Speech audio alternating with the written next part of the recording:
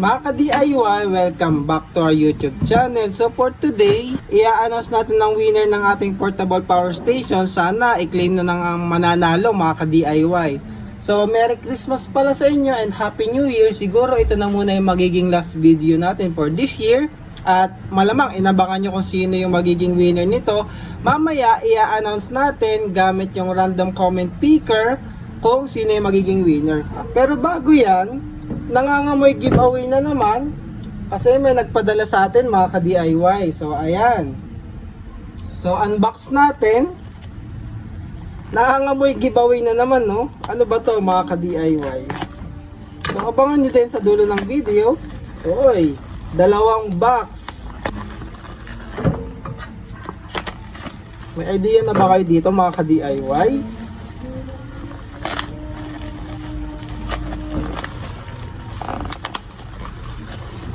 So ayan, may nakikita kayo 100 watt at saka 45 watts. So ito ay Auto Project Power Bank. So dalawa mga ka-DIY, isang 100 watts at saka isang 45 watts. So ano bang pinagkaiba nito sa dati nating Auto Project Power Bank mga ka-DIY? So i-check natin ano bang upgrade ang meron sa ating bagong power bank. So unahin muna natin buksan itong 45 watts.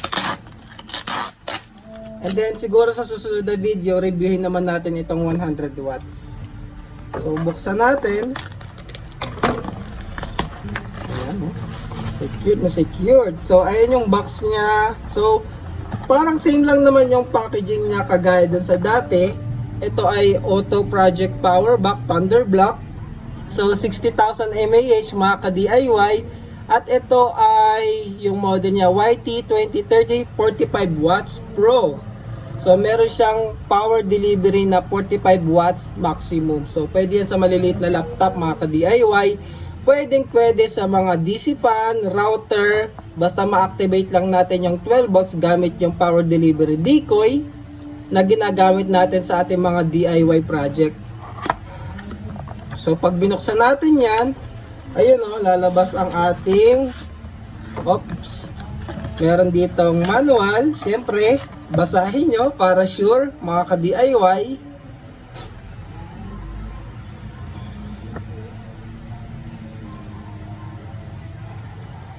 So yung total output power niya is 55 watts kasama yung 10 watts na USB. Tapos ito, meron pa siya ditong letter. Important reminder for the first use of this power bank. So maganda i-charge nyo muna siya bago nyo gamitin mga ka-DIY.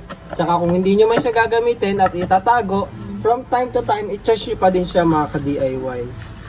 Kasi normal naman na merong self-discharge ang mga battery. Meron palang mga sticker. At ito na yung power bank. So, ayos no, ang ganda pa rin talaga ni Auto Project Power Bank no, mga ka-DIY. Tapos ang cord na kasama niya ay Type C to Type C.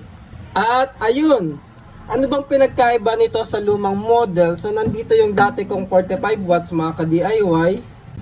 Sorry mga ka-DIY, 30 watts lang pala tong luma na to. Itong luma kong power bank ay 30 watts. So ayan siya, buhay na buhay pa, gamit na gamit.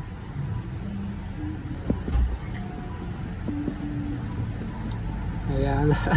Diba ang dami ng dinanas nito mga ka-DIY, kita nyo naman. Itong bago natin ay 45 watts. Try natin buhayin. Ay.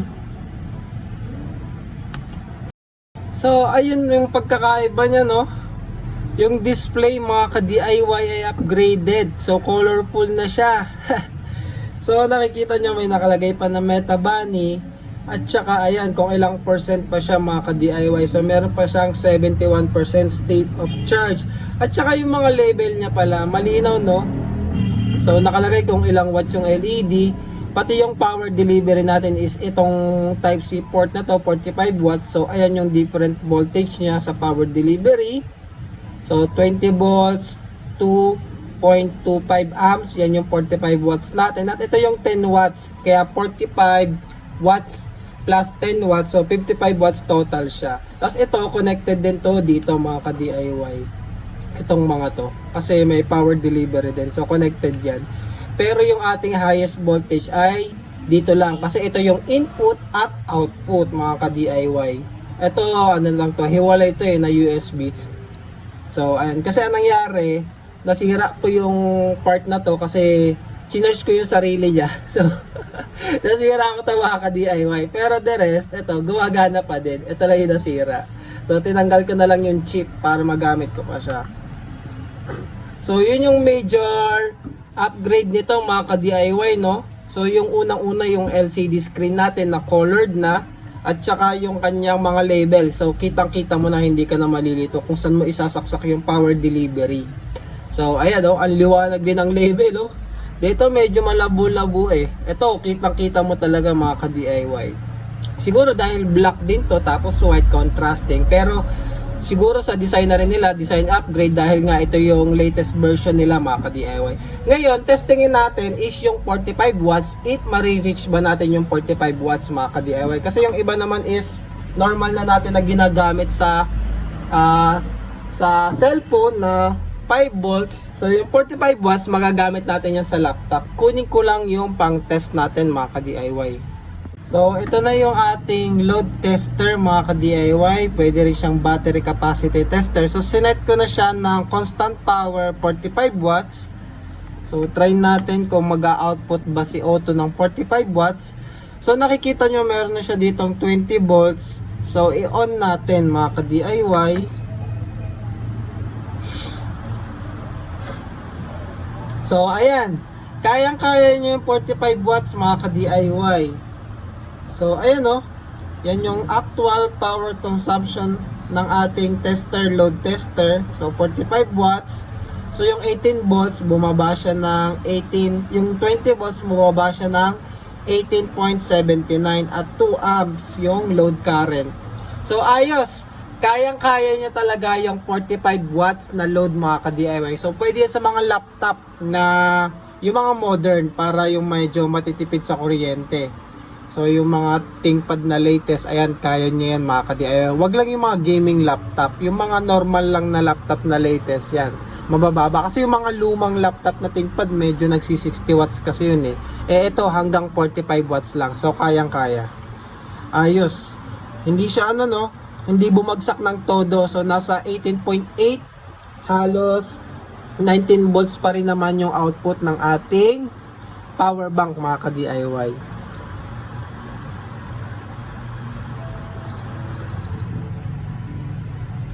At ayun, napindot ko, nagawa ko 145. Syempre hindi kaya ng power bank yan, nag zero siya mga ka-DIY. So, inulit ko, 45 watts, okay ulit. So, dito may lumalabas, no? Watts, 49. So, siguro hindi lang siya ganun ka-accurate. Pero, ayun, dito ay 49. Try nga nating babaan.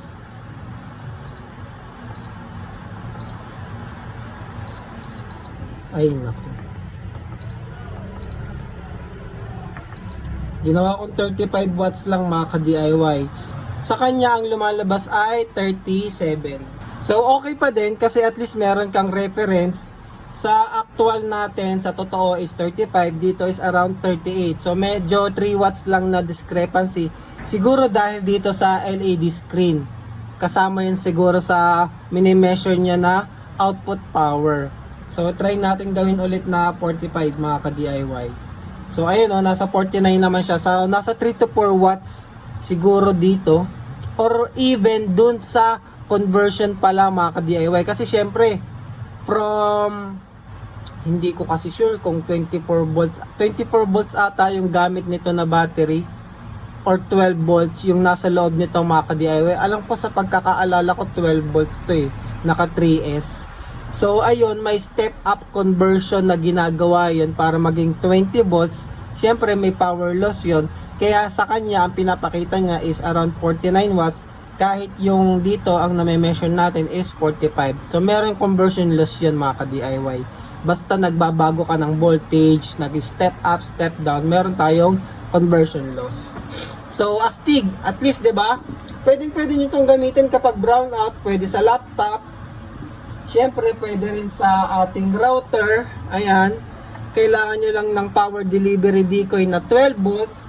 Pwede rin siya sa ating DC fan, mga ka-DIY. Kasi meron siyang power delivery. Yan nga yung favorite ko eh, yung power delivery. Kasi kaya niyang mag-output ng iba-ibang voltage. Gagamit ka lang ng decoy, mga ka-DIY. So marami namang nabibiling decoy sa Shopee. Pati nga pala ito, available sa Shopee, mga ka-DIY. It's around 2,000 pesos. So sulit na to, mga ka-DIY, for 60,000 watts na merong power delivery na iba-ibang voltage at napakagandang LED screen. So ayun. So dako na tayo sa ating giveaway. At eto pala, ipapamigay ko din to, mga ka-DIY. Comment lang kayo sa video na to na Happy New Year. Ay hindi, wag pala Happy New Year kasi yun yung last 10 natin eh. Thunder Block na lang. Paki-comment, mga ka-DIY, Thunder Block. So next year, ipipiliin natin kung sino yung mananalo nito. Random comment picker ulit. So maraming salamat po, Auto Project Philippines, sa pagpapadala ng ating Thunder Block na latest version. So ayan o, astig. So 'di ba, hindi siya nawawala, continuous talaga na 45 watts. Ngayon, para sa ating raffle, so hayaan lang natin yan sa background. Yan, ito na yung ating video, mga ka-DIY. Ilan ba sumali dito? 868 comments. So, ayan, ang dami nyong comment, mga ka-DIY. So, maraming salamat po ha. Hindi ko man kayo nare-replyan, nababasa ko po yung mga comment nyo. So, Merry Christmas and Happy New Year. Pili na tayo ng ating winner. Maraming salamat po sa mga comment nyo, mga ka-DIY.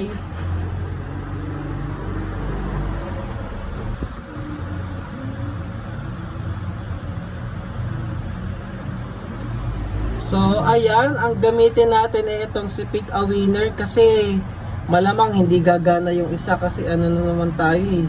Ay, ito ba yun? Alin ba yung ginamit ko dati? Lagpas 600 na naman kasi eh.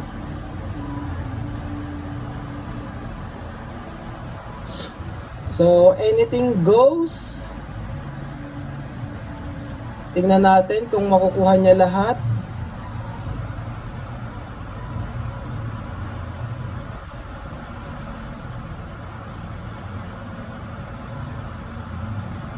So, meron tayong 750 unique comment kasi yung iba umuulit lang, mga ka-DIY. So, continuous pa rin update. So, goods. Tapos ito pala, pinapakita niya gaano katagal nyo pa siya magagamit with ganito kalakas na load, 145 minutes nyo pa siya magagamit. So syempre, mas mataas na loads, mas maiksi mo lang siya magagamit. Mas mababang load, mas matagal mo pa siya magagamit, mga ka-DIY. Try natin, tingnan nyo, mabaan natin. Ay, shucks.